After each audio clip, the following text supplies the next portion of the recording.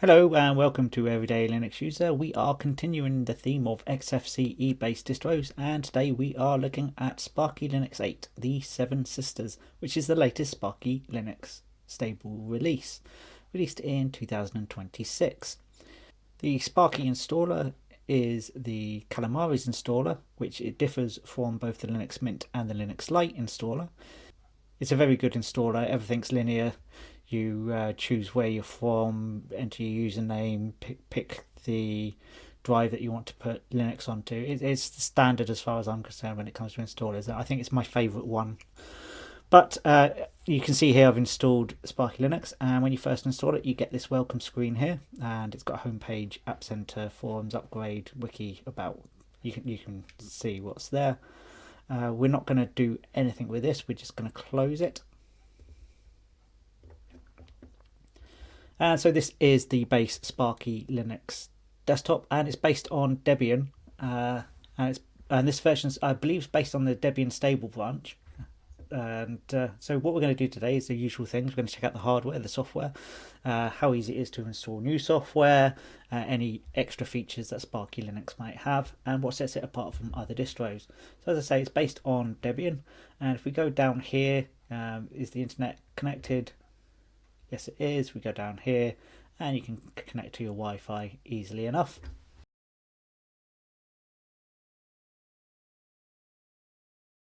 So you can see there I managed to connect to my Bluetooth OK. Just click on the Bluetooth thing and search for your device. It took 2 attempts actually to find the device, but it did work in the end.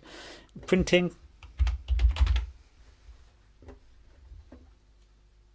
You can see it's automatically found my printer, so that's a good thing. So hardware, SparkyLinux is doing very well indeed. Let's see what software is available. So it uses the whisker menu, and the thing I've always found with Sparky is the amount of software they give is usually far more than you actually need. But let's see how that's developed. So desktop locker, lock your desktop, a calculator, greeter settings, a menu editor.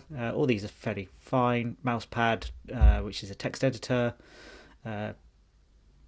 Raspberry Pi imager, which is good if you've got a Raspberry Pi, I guess. Another USB imager, and this goes into what I say about Sparky having multiple similar software packages installed. And then you've got a zip package and a DVD burning application. Under development, you've just got an icon browser. Under graphics, you've got a GIMP installed, which is a nice touch, but you've also got ImageMagick as well. You've got GPIC View for viewing your photos. Under internet, we have Firefox, the ESR version, HexChat for online chat. We've got a newsreader. Got another IM chat tool called Pigeon. Got RiseUp VPN, which is an anonymous VPN. That's a good touch. Thunderbird email client. You've got the transmission BitTorrent client, and you've got UGET as well. Under multimedia, you've got Cheese for webcam. Exile for listening to your audio. You've got an online radio player. We'll look at that later on. I installed Simple Screen Recorder, video player, VLC media player, which is a good touch. You've also got Vocal Screen as a desktop recorder. I didn't know that was installed, otherwise I wouldn't have installed Simple Screen Recorder.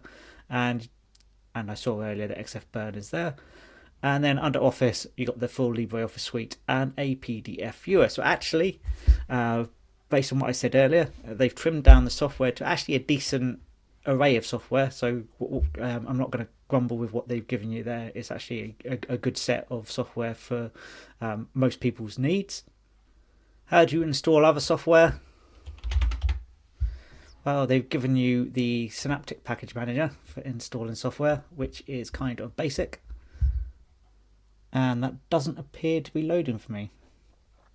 So that's disappointing because that means you can't actually install any other software.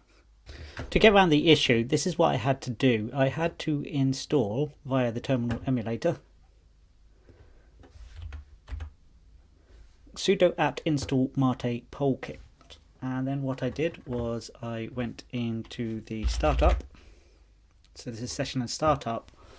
And then under application auto start, I added a different policy kit in here. And the way you do that is just click add, type in the name, Mate Polkit, the description and the command. So With that done, I can now get into the Synaptic Package Manager.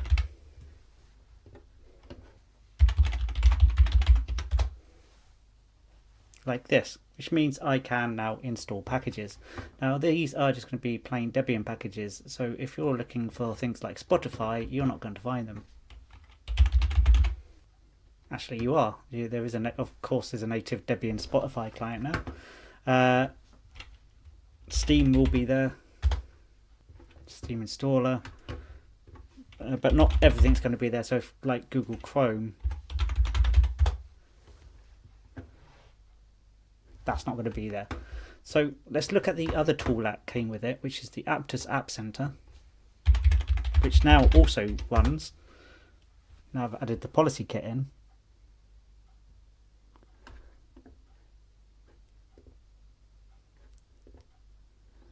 So you can see you've got all these browsers here now that you can install. So we could install Chrome, Edge, Opera. There's quite a lot in there, which is a good thing. And the one I like is called LibreWolf, so we'll install that.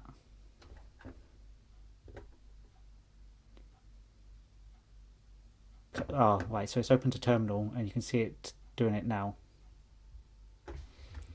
So if I press enter to exit under the internet, we've now got LibreWolf, which is a hardened version of the Firefox web browser. And it's more security conscious than the standard Firefox web browser. So this is very category based sort of search. Clicking on the search brings that up, and now there you can see Kdenlive, which is one that I want to install. It's not the prettiest application in the world, but it does the job. So let's exit out of there.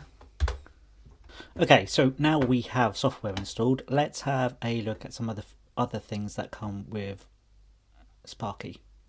Now, one application that comes with Sparky is the radio player. It doesn't always come with other apps, but if you click here, you can see that you have all these radio stations. So if we go for rock, for instance, we've got these 5 here, romantic, reggae, jazz, and you can click here.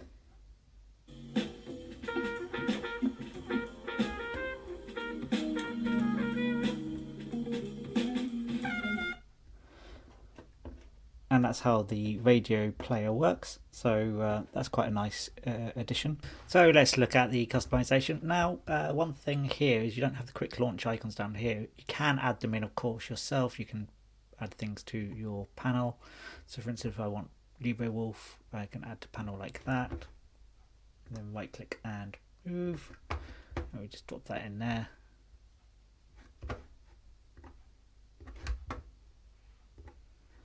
That. So with Kdenlive installed properly, we can add that to the panel as well and move that into there like that. So you can build up your list of applications. Changing the wallpaper, let's see what wallpapers come with SparkyLinux. So you get the standard one. Oddly, this wasn't the one they've put is actually the default XFCE. If I want SparkyLinux 8, I have to actually select it, so that's not the default wallpaper, which is odd. If you want your own wallpapers, you can go to other pictures and wherever you put your wallpapers and click open there, and you can see I've done my usual, put myself into a movie set. This time I'm a mix between Doc Brown and Zimmerman, who's a Ghostbuster apparently. So, what themes are installed? So you got Sparky 6, which is the default. Go Sparky 5. Sparky 7.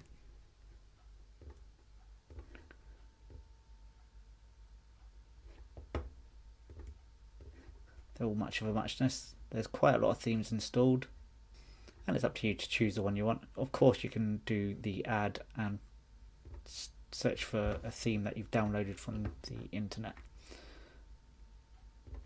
So what do I think of SparkyLinux?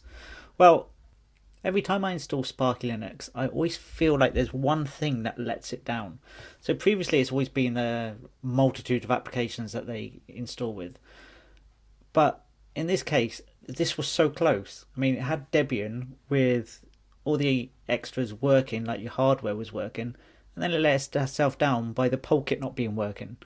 And new users to Linux that install Sparky, if they can't install applications without going to the command line, then they're going to struggle with it. And if you're the sort of user that knows how to install a Polkit, well, then you're probably using Debian anyway. You're probably not using SparkyLinux. So it's a little bit of attention to detail on that would make things better.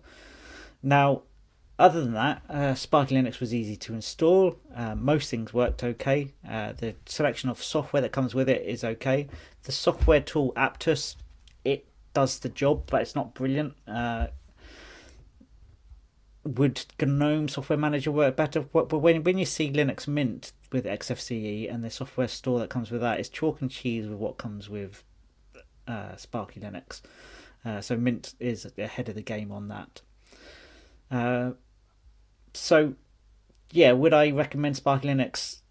Probably not really, because I would probably choose Debian over using SparkyLinux, because the things I had to do to get SparkyLinux working, I could just easily have done on Debian in the first place. Let me know what you think in the comments, but that is the end of the video. If you like it, give it a thumbs up, hit the subscribe button, and I'll see you next time on Everyday Linux User.